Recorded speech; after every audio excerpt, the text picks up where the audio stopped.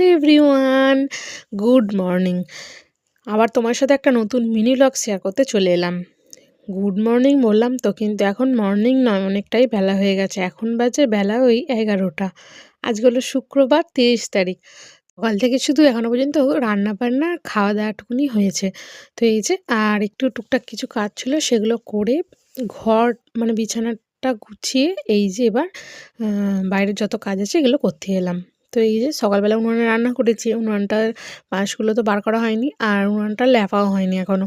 তো সেই জন্য পাশগুলোকে বার করে আগে ভালো করে উনুনটাকে আগে লেপে নিই চলো।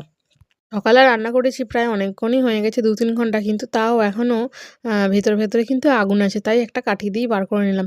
তো এই যে এদিকে আরেকটু ভালো করে উনুনটাকে মাটি ধরিয়ে তারপরে ভালো করে লেপে নেব।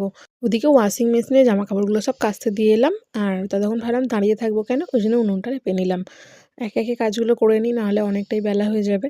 তো এদিকে এখন তো যেহেতু জামা কাপড় মেশিনেই কাচি, তো সেই জন্য প্রত্যেকদিনকার জামা কাপড় অনেকগুলো জড়ো হলো তারপরে একসঙ্গেই কাচি।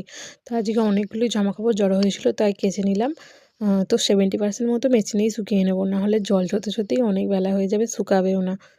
তো চলো, এদিকে উনুনটা লেপা হয়েই গেছে। আগে একটা উনান ছিল, ওই উনানটা ভেঙে গেছে, তো এই 2-3 দিন হলো এই উনানটা কিনে নেওয়া হয়েছে। তো নতুন উনুন, সেই জন্য প্রত্যেকদিন একটুখানি করে মাটি ধরিয়ে আমি ভালো করে লেপে নিই, তাহলে আর উনানটা মানে ভালো থাকবে আর কি। ওখান থেকে বলেই দিয়েছিল একটুখানি ভালো করে মাটি ধরিয়ে তারপরে রান্না করবে। তো এই যে এদিকে আমার হয়ে গেছে উনুনটা পরিষ্কার করা, আর এদিকে এই যে জামা কাপড়গুলো কাচা হয়ে গেছে, এখন ভালো করে 70% মতো শুকিয়ে নেব। তো এইদিকে একটু শুকিয়ে নিচ্ছি, কারণ